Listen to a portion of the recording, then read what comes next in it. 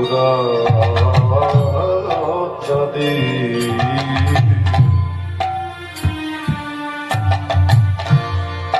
না জানি কি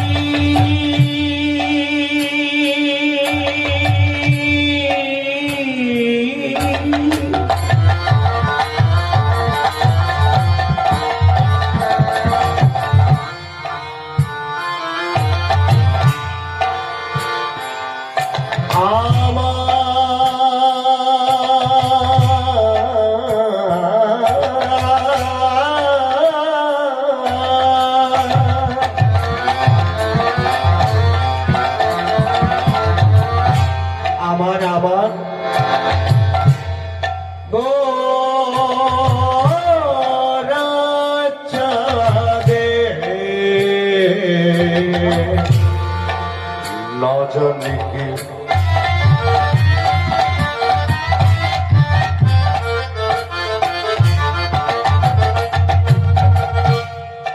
আমার আমার গোরা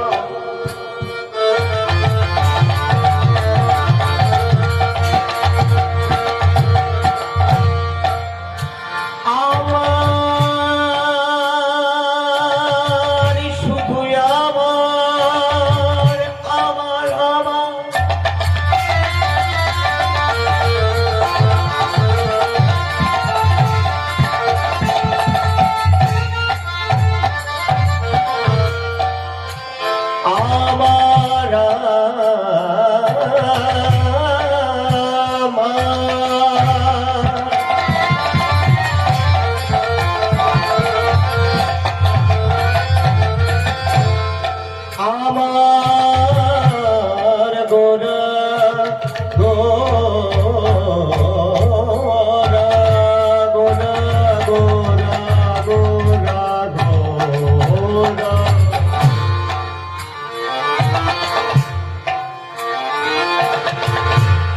ভাবনে রে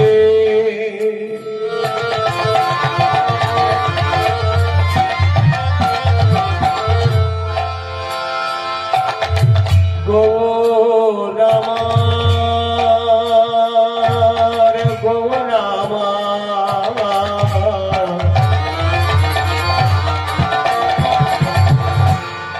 ভাবনে রে গোরা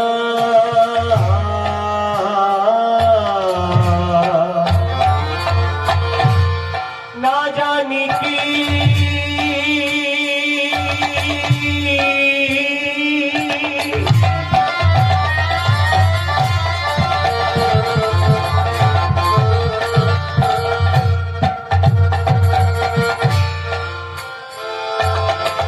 ভাবে গো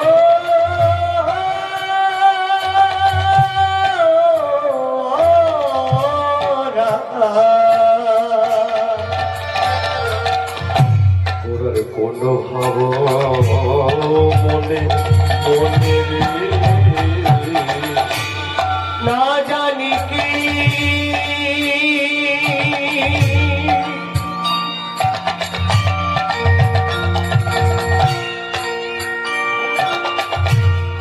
গোরা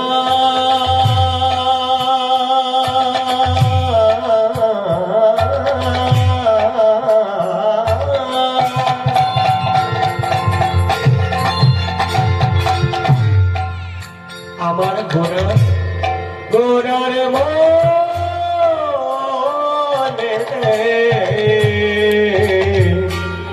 কোন ভাব মনে মনে রে শ্রীবাসয়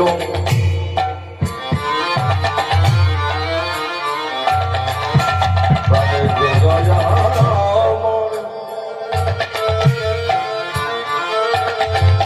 ওই না শ্রীবাসয়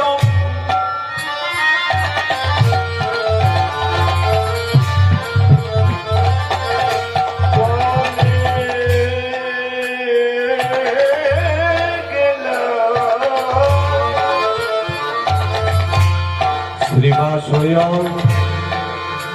গোরা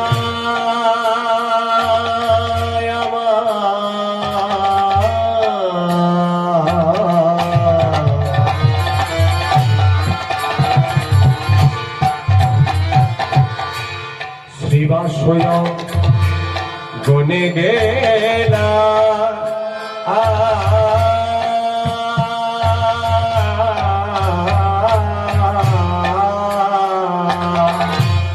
যত ভক্ত গণ শনি শনি রে শ্রীবাসয় শিবাসয় শিবাসয় গনে গেলা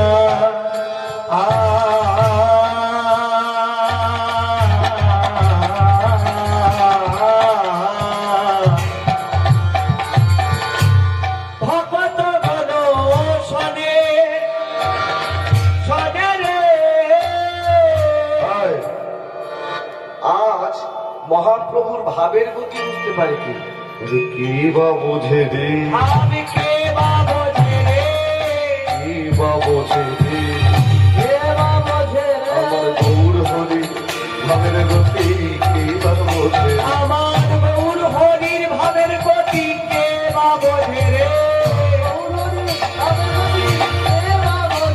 আমার গৌর হরির ভাবের গতি কে বা বোঝে রে।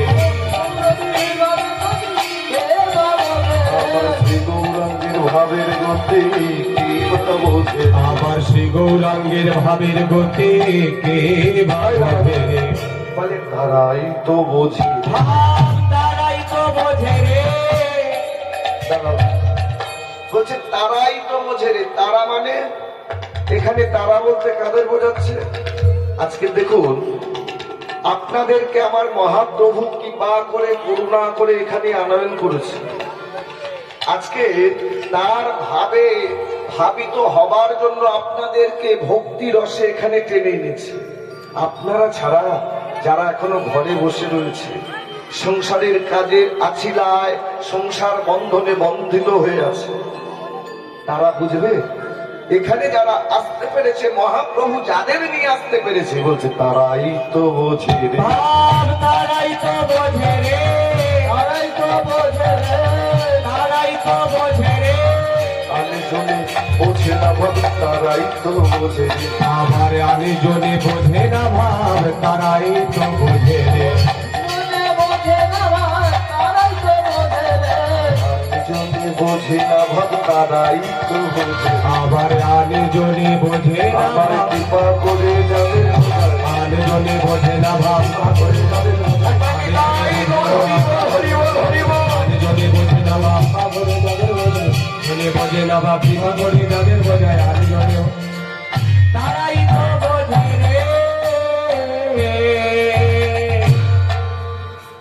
ঘোর কলিযুগ, ঘোর কলিযুগ, অনাচার, অবিচার, ব্যভিচার হবে না কেন? ঘোর কলি হতেই হবে। যে সময়ের কথা বলছি বাবা, আজ থেকে 550 বছর পূর্বে মহাপ্রভু যখন এই নদিয়ার নবদ্বীপের মাটিতে শচী গর্ভ সিন্ধু মাঝি অবতীর্ণ হয়েছিলেন, সেই সময়ের কথা। কৃষ্ণ নাম করলে তাকে লাঞ্ছনা পেতে হতো, কৃষ্ণ নাম করলে তাকে গঞ্জনা পেতে হতো। আমার মহাপ্রভু শুধুমাত্র এই ঘোর কলিহত জীবের দুর্গতির কথা চিন্তা করে, ঘোর কলিযুগে কলিহত জীবের দুর্দশার কথা চিন্তা করে, গোলকে অতি গোপনে রক্ষিত ছিল যে নাম ধন, অতি গোপনে রক্ষিত ছিল সেই নাম ধন প্রভু অযাচিত ভাবে প্রতি জীবের দ্বারে দ্বারে হরি নাম বিলিয়ে দিয়ে জীব উদ্ধারের বাসনা নিয়ে এলেন কোথায়? নদিয়ার নবদ্বীপে শচী গর্ভ সিন্ধু। তাই বলছে মহাজন, আমার জল জল কল রব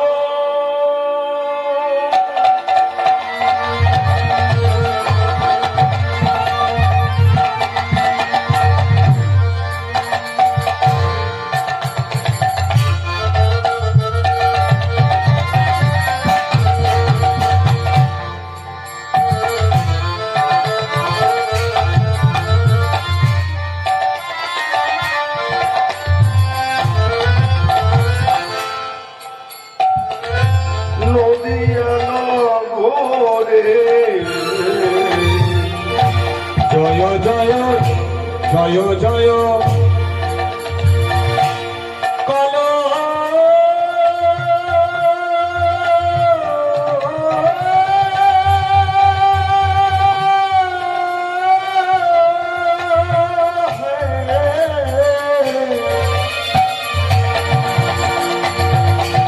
রাধে নদিয়ানা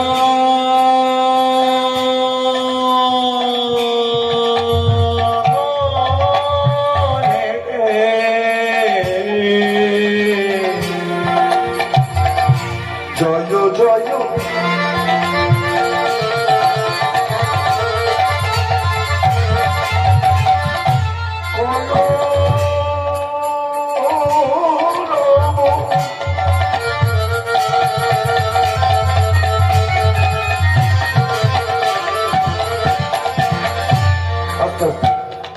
তোমার কলরব মানে কি? আস্তে দাঁড়াও। এখন তো আরম্ভই হয়নি, এখন থেকেই ঘুম। ওমা এখনো নিশি প্রভাত হতে অনেক বাকি, এখন থেকেই যদি ঘুমিয়ে পড়ো কি হবে? আজকে মহাপ্রভুর আবির্ভাব দেখে নদিয়ার যত নগরী কোলাহল করছে, কলরব করছে।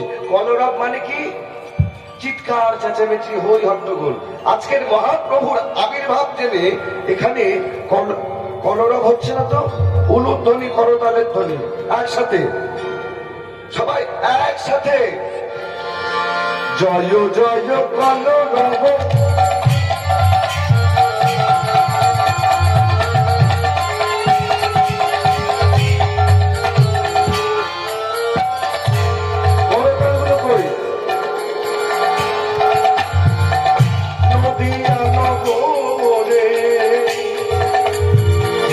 জয় জয়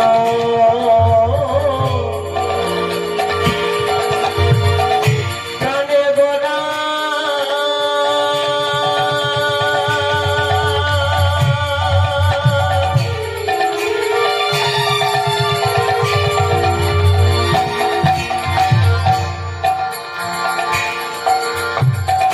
নদিয়ানা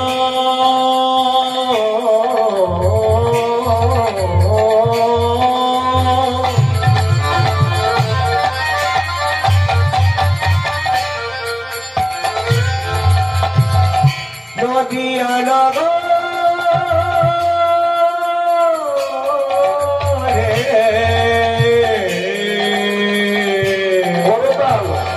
জয় জয় কলরব।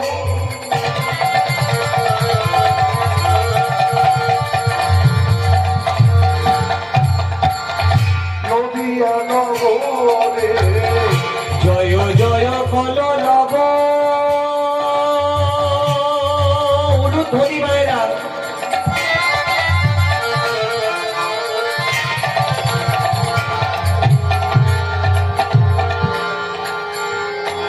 নদিয়া নগরে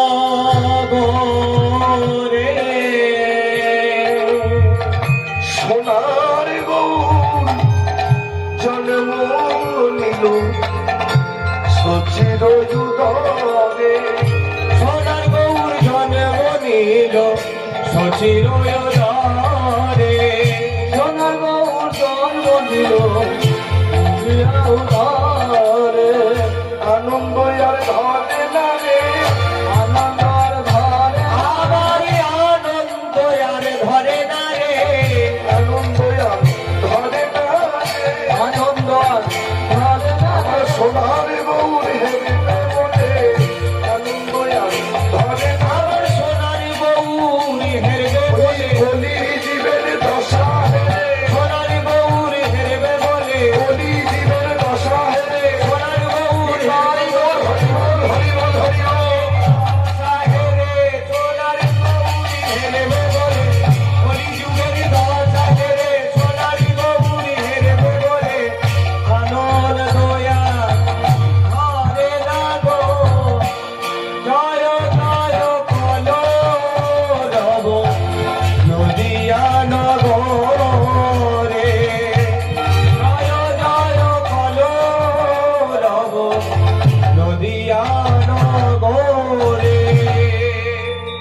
শুধুমাত্র এই দুর্বল ধৈর্যহীন জীবের জন্য মহাপ্রভু নদিয়ার নবদ্বীপ মাঝে শচী গর্ভ সিন্ধু মাঝে অবতীর্ণ হলেন।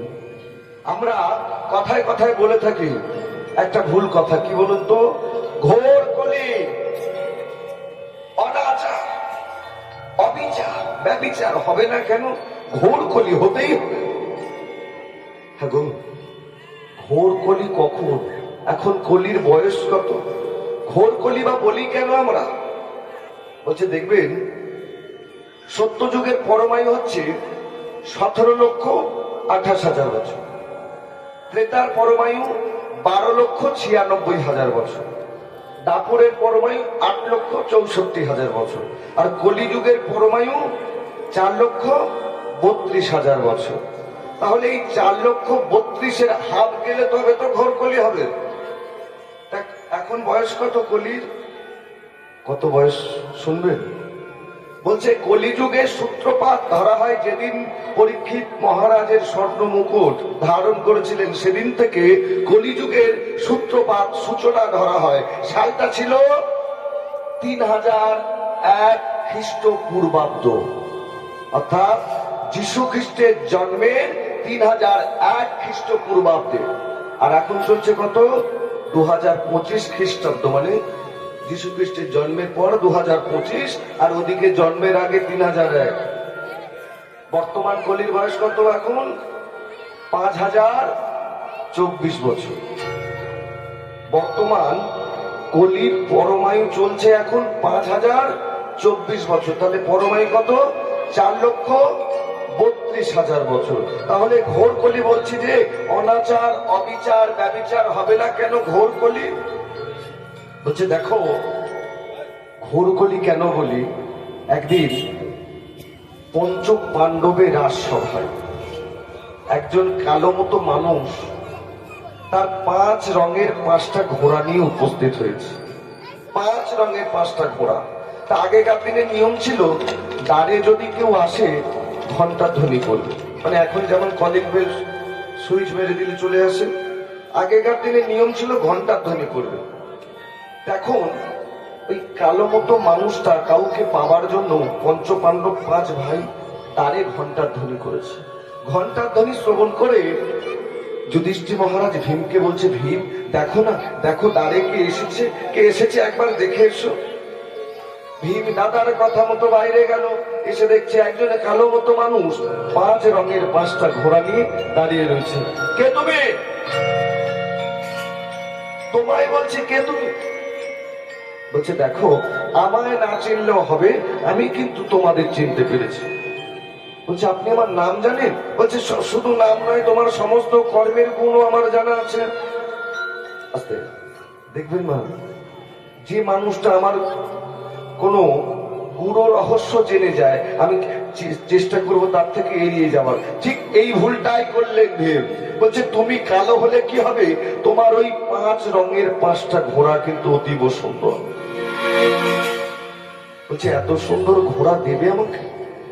কিছু নিতে গেলে কিছু দিতে হয়। বলছে আমার একটা প্রশ্নের উত্তর দাও আর ঘোড়াগুলো নিয়ে যাও। বলছে শুধু একটা প্রশ্নের উত্তর দিলে ঘোড়াগুলো দিয়ে দেবেন? বলছে শোনো ভীম, উত্তর দেবে দেবে বলে যে লাফাচ্ছ, উত্তর না দিতে পারলে পাষাণ হয়ে যাবে। তোমাদের 5 ভাইকে 5টা প্রশ্ন করব, যদি উত্তর দিতে পারো এই ঘোড়াগুলো দিয়ে যাব, আর যদি না দিতে পারো তাহলে পাষাণ হয়ে যাবে। ভীম চিৎকার করে উঠেছে, কি প্রশ্ন করবেন করো। জানেন 10,000 হাতির শক্তি রয়েছে আমার পক্ষে, কি প্রশ্ন করবেন করো।